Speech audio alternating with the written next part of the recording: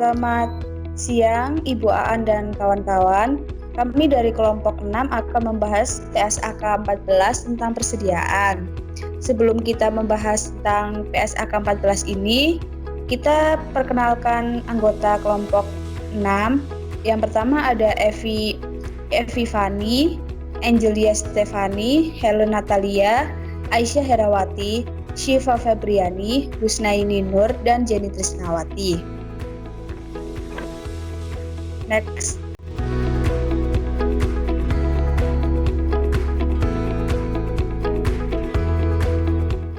Saya akan mempresentasikan tujuan PSAK. Terbagi menjadi 3 bagian tujuan, yaitu yang pertama ada perlakuan akuntansi, yang kedua ada penurunan nilai realisasi neto, yang ketiga ada rumus biaya. Yang pertama, perlakuan akuntansi terbagi menjadi 2, yaitu penentuan jumlah biaya yang diakui sebagai aset. Yang kedua ada perlakuan akuntansi selanjutnya atas aset tersebut sampai pendapatan terkait diakui. Yang kedua, menyediakan panduan dalam menentukan biaya dan pengakuan selanjutnya sebagai beban, termasuk setiap penurunan nilai realisasi neto. Yang ketiga ada rumus biaya, yaitu pernyataan ini juga memberikan panduan rumus biaya yang digunakan untuk menentukan biaya persediaan. Next. Saya akan mempresentasikan PSAK 14 pada tahun 1994. Ruang lingkup PSAK 14 tidak meliputi penerapan untuk yang pertama pekerjaan dalam proses yang timbul dalam kontrak konstruksi, yang kedua instrumen keuangan, yang ketiga persediaan yang dimiliki oleh produsen peternakan, produk pertanian dan kehutanan, dan hasil tambang sepanjang persediaan tersebut dinilai berdasarkan nilai realisasi bersih sesuai dengan kelaziman praktik yang berlaku dalam industri tertentu. Lalu pada tahun 2008 PSAK itu melakukan revisi. Paragraf 2 ruang lingkup diatur bahwa pernyataan ini diterapkan untuk semua persediaan kecuali yaitu pekerjaan dalam proses yang timbul dalam kontrak konstruksi, lalu persediaan yang terkait dengan real estate, lalu instrumen keuangan, lalu aset biologik terkait dengan aktivitas agrikultur dan produk agrikultur pada saat panen, lalu aset biologik terkait dengan hasil hutan dan hasil tambang umum dan hasil tambang minyak dan gas bumi.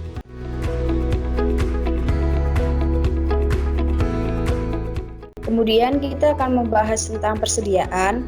Persediaan adalah aktivitas tersedia untuk dijual dalam kegiatan usaha normal, dalam proses produksi, dan atau dalam perjalanan, dalam bentuk bahan atau perlengkapan maupun supplies untuk digunakan dalam proses produksi untuk pemberian jasa. Persediaan diukur berdasarkan biaya atau nilai realisasi bersih di mana yang lebih rendah atau the lower of the cost and net realized value. Next. Kemudian di sini ada jenis-jenis persediaan, biaya pembelian, biaya konversi, dan biaya lain yang timbul sampai persediaan berada dalam kondisi dan tempat yang siap untuk dijual ataupun dipakai. Yang pertama kita membahas tentang biaya pembelian. Biaya pembelian meliputi harga pembelian, bea masuk, dan pajak lain kecuali yang dapat ditagih kembali kepada kantor pajak. Kemudian ada biaya konversi, di mana biaya yang secara langsung terkait dengan unit yang diproduksi dan biaya overhead produksi tetap dan variabel yang dialokasikan secara sistematis. Next. Kemudian ada biaya yang dikeluarkan dari persediaan. Jumlah pemborosan yang tidak normal, biaya penyimpanan kecuali biaya tersebut diperlukan dalam proses produksi sebelum tahap produksi berikutnya. Kemudian ada biaya administrasi dan umum dan biaya penjualan. Teknik pengukuran biaya persediaan metode biaya standar, metode eceran atau retail dapat digunakan bila hasilnya mendekati biaya historis. Persediaan yang dibeli dengan pembayaran ditunda tidak boleh masuk undur bunga. Next. Lalu di sini ada rumus biaya. Untuk barang yang tidak dapat diganti dengan barang lain atau not interchangeable, serta jasa yang dihasilkan dan dipisahkan untuk proyek khusus, yaitu identifikasi khusus terhadap biaya masing-masing. Lalu untuk barang lain dihitung dengan menggunakan rumus biaya FIFO atau masuk pertama keluar pertama. Yang kedua itu bisa menggunakan rata-rata atau weighted average. Lalu entitas harus menggunakan rumus biaya yang sama terhadap semua persediaan yang memiliki sifat dan kegunaan yang sama. Lalu untuk persediaan yang memiliki sifat dan kegunaan yang berbeda, rumusan biaya yang berbeda diperkenakan. Selanjutnya ada nilai realisasi neto. Konsisten dengan pendapatan, aktiva seharusnya tidak dinyatakan melebihi jumlah yang mungkin dapat direalisasi. Nilai realisasi neto adalah estimasi harga jual dalam kegiatan usaha biasa, dikurangi estimasi biaya penyelesaian dan estimasi biaya yang diperlukan untuk membuat penjualan. Next. Estimasi nilai realisasi bersih berdasarkan bukti yang paling rendah yang tersedia. Estimasi ini juga mempertimbangkan fluktuasi harga atau biaya yang langsung terkait dengan peristiwa tertentu. Estimasi ini juga mempertimbangkan tujuan persediaan. Tolak ukur nilai realisasi bersih ada dua, biaya ganti atau replacement cost dan harga jual dikurangi dengan biaya untuk melakukan penjualan. Selanjutnya ada teknik pengukuran biaya. Teknik pengukuran biaya yaitu ada standar, eceran, dan laba kotor. Teknik pengukuran biaya dapat digunakan jika hasilnya mendekati biaya. Biaya standar harus direview. Metode eceran yaitu ada industri eceran, lalu jumlah besar item yang berubah dengan cepat dan memiliki margin yang sama di mana tidak praktis untuk menggunakan metode lainnya. Next ada penurunan ke nilai realisasi bersih, yaitu ada penurunan dapat dilakukan item per item atau grup. Penurunan yang terjadi langsung dibebankan beban periode berjalan atau menambah beban persediaan. Pemulihan nilai akan diakui sebagai pengurang jumlah beban persediaan. Nilai realisasi bersih yang telah ditentukan harus ditinjau kembali pada setiap periode berikutnya. Pengakuan sebagai beban, jika persediaan dijual, maka nilai tercatat persediaan tersebut harus diakui sebagai beban pada periode diakuinya pendapatan.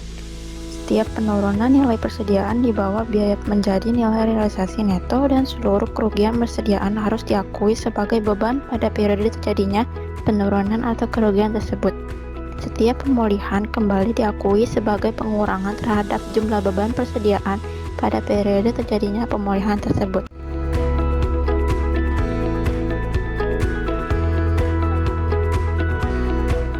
Nah, selanjutnya ada pengungkapan.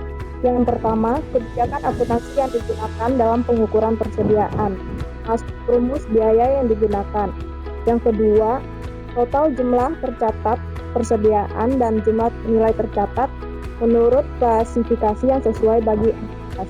Yang ketiga, jumlah tercatat persediaan yang dicatat dengan nilai wajar dikurangi biaya untuk menjual. Yang keempat, jumlah persediaan yang diakui sebagai beban selama periode berjalan. Yang kelima, jumlah setiap penurunan nilai yang diakui sebagai pengurang jumlah persediaan yang diakui sebagai beban dalam periode berjalan. Yang keenam, jumlah dari setiap pemulihan dari setiap penurunan nilai yang diakui. Yang ketujuh, kondisi atau peristiwa penyebab terjadinya pemulihan nilai persediaan. Dan yang kedelapan, nilai tercatat persediaan yang diperuntukkan sebagai jaminan kewajiban. Next.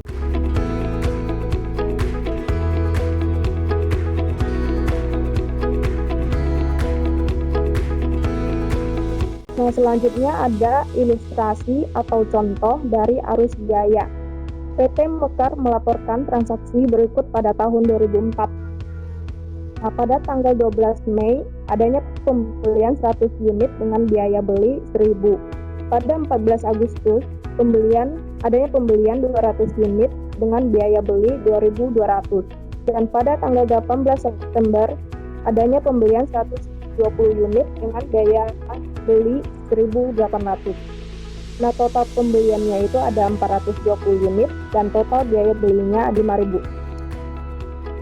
Pada 31 Desember, perusahaan memiliki 20 unit di tangan dan menggunakan sistem persediaan periodik. Nah, yang ditanya itu ada berapa nilai HPP atau persediaan akhir.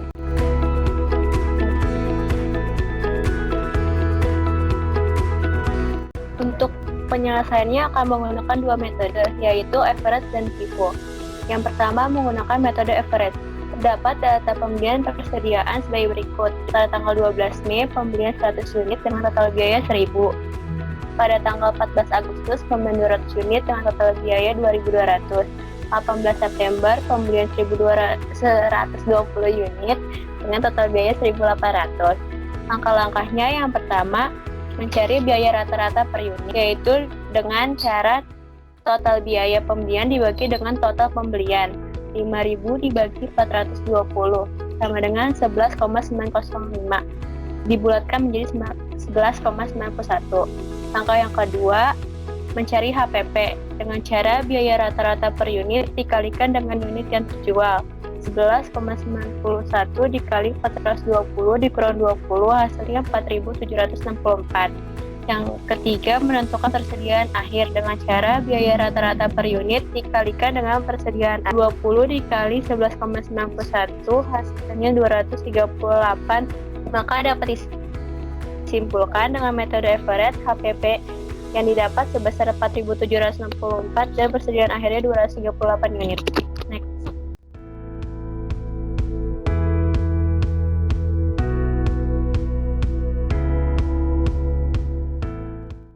Selanjutnya, penyelesaian dengan metode FIFO.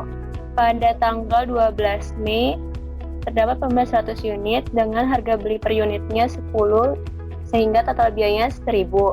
Pada tanggal 14 Agustus, terdapat pembelian 200 unit dengan harga beli per unitnya 11, sehingga total biayanya 2.200.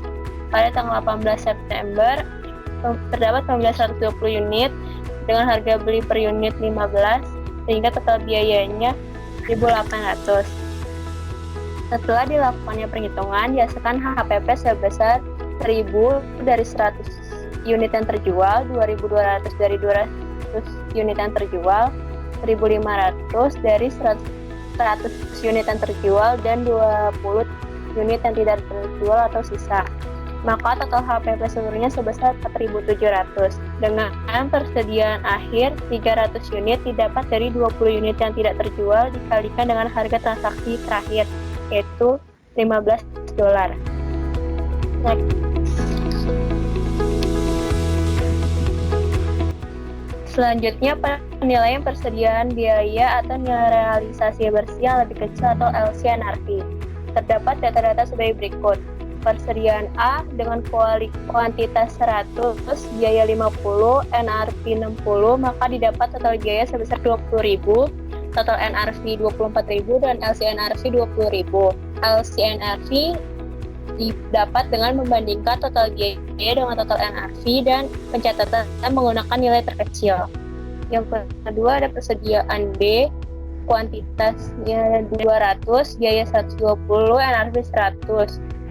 Maka didapat total biaya sebesar 24.000, total NRV 20.000, dan LCNRV 20.000. Persediaan C, kuantitas 500, biaya 70, NRV 60, total biayanya 35.000, total NRV-nya 30.000, dan LCNRV-nya 30.000. Persediaan D, kuantitas 300, biaya 200, NRV 220, total biaya 60.000, total NRV 66.000, dan LCNRV-nya 60.000. Maka total keseluruhannya yaitu total biaya 139.000, total NRV 134.000, dan total alienasi 130.000. Setelah itu mencari penurunan secara total yaitu 139.000 dikurang 134.000 sama dengan 5.000, dan untuk penurunan tiap produksinya yaitu 139.000 dikurang 130.000 sama dengan 9.000. Maka dapat di jurnal COGS pada penyisian penurunan nilai persediaan sebesar 9.000. Next. Sekian dari presentasi kami. Saya ucapkan terima kasih. Mohon maaf jika ada kesalahan dari perkataan kami. Terima kasih.